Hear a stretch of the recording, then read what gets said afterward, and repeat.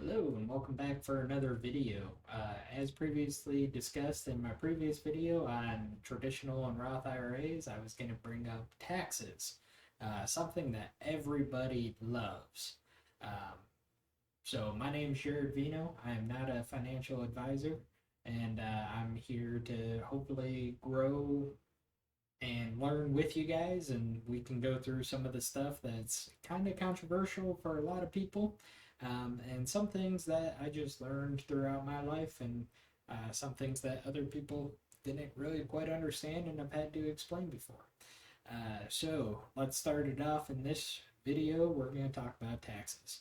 Nobody likes taxes. I don't necessarily like taxes. I like the concept of why you have to pay taxes, means making money. Um, so with that being said, I don't necessarily always agree where taxes are spent, where the money goes. Sometimes they don't know where the money went. So I hate the fact that some of that would have been my money, some of that would have been your money. It's not a great thing. But once again, at the end of the day, I've always said if you got to pay taxes, it means you made money. You generated income one way or the other.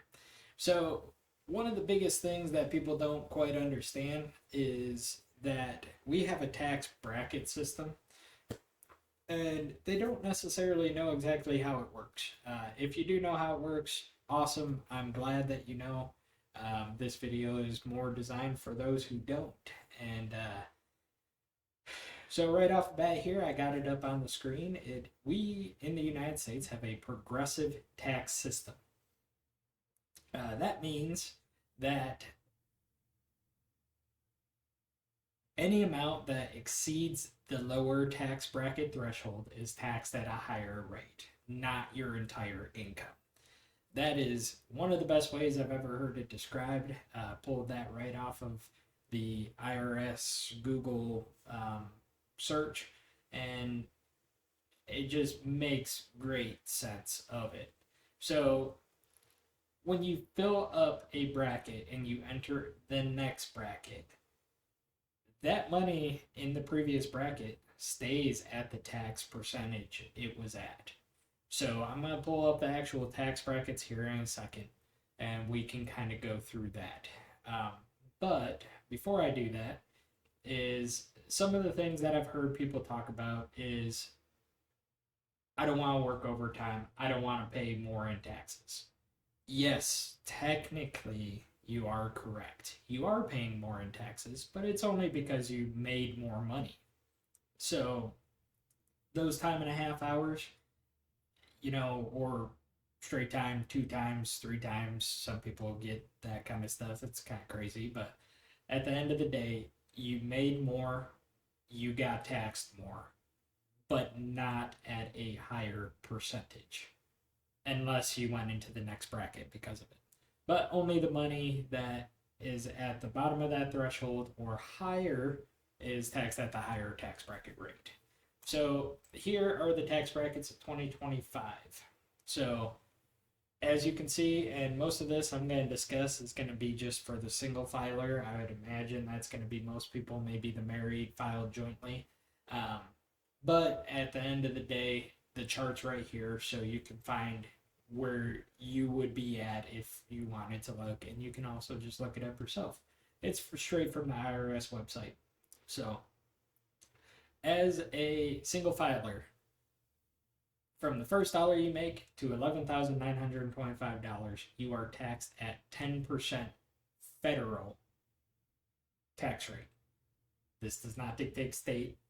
It does not dictate any other potential deductions you have coming out of your um, paycheck, Social Security, FICA, anything along those lines. This is just strictly your federal income tax. So that's 10%. As soon as you get to that $11,926 to $48,475, that money right there is taxed at 12%. I'll see if I can do a little calculation here for you. And that's going to be pretty easy for you guys to do at home as well.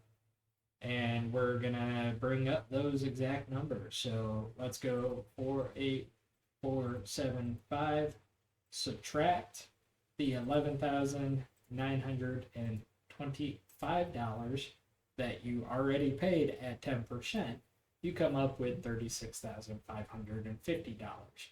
Now this will be taxed at 12%. Simple math from back in school, you just times it by 0.12, that's 12%. So you would end up paying $4,386 in taxes. So we got it listed right there on the right hand side. So let's go ahead and clear that. Let's figure out what you were paying on the 10% range. So we're going to do that times 0.1. And so when you add all this together, if you make $48,475 exactly on the number, federal tax wise, you are going to have to pay $5,578.50. So, once again, you're making money. That's a great thing. So when you get overtime, that overtime is not going to be at a higher tax rate compared to the rest of your income. All your income is just going to stay within these brackets. So let's do one more. We're going to start entering a period that might be a little over the higher end of the average.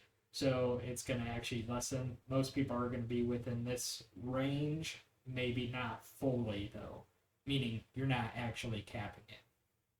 So we got how much you would have to pay when you hit the top of the 12%. Let's go to the top of the 22%. Once again, real easy math. It's right there for us in the chart. And we're going to subtract 48475. And we're going to times that by 0.22. And that is how much you would have to pay if you max out the top end of the 22% bracket. So we're going to add back in the previous taxes. So federal income tax wise, before any deductions you may have, this is just what would be owed to the IRS strictly from your income. If you made $103,350, excuse me, you would end up having to pay $17,651 in taxes. Once again, I do think taxes can be a good thing. It means you're making money. In reality, that means that you brought home, federally speaking, I can't emphasize that enough. If you live in a state that has high income tax, I apologize for you. I'm sorry, that sucks. I live in Michigan. There actually is going to be a state income tax for me that I have to pay every single year too. So I'm not in one of those lucky states that has zero state income tax.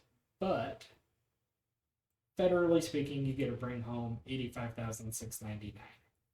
That's pretty good, right? So we're going to do one more just because this will cover most of everybody, especially if you're watching this video. If you're making more than this and you don't know how tax brackets work, I don't know what to tell you. You got to do your research. You got to grow and learn and become more knowledgeable on things. It's very simple once it's explained to you correctly.